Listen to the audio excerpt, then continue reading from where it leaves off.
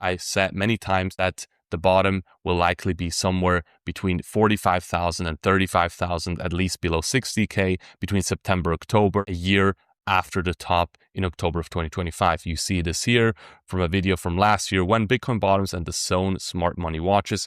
And I put here in white the 200-week moving average and was here at around 45,000 where I put the bottom and said about 1 year later after the top.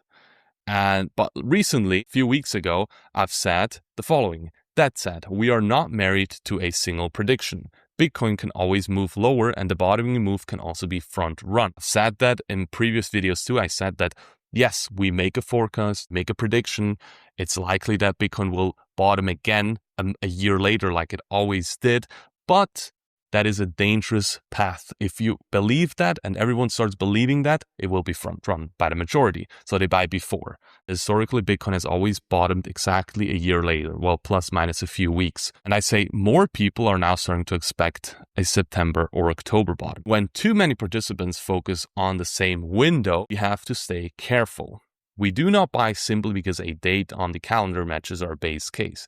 We buy when our three core signals align: macro, sentiment, and technicals. This is something I've been preaching for all the time. I've always said, look, expect Bitcoin to bottom somewhere around here in this accumulation zone of 45K and below, but we will use macro, sentiment, and technicals to determine the bottom. So if the bottom's at 55K, it's going to be at 55K. It could be at 35K. But this is my prediction, my base case, but it could also be more like the bear or bull case, right?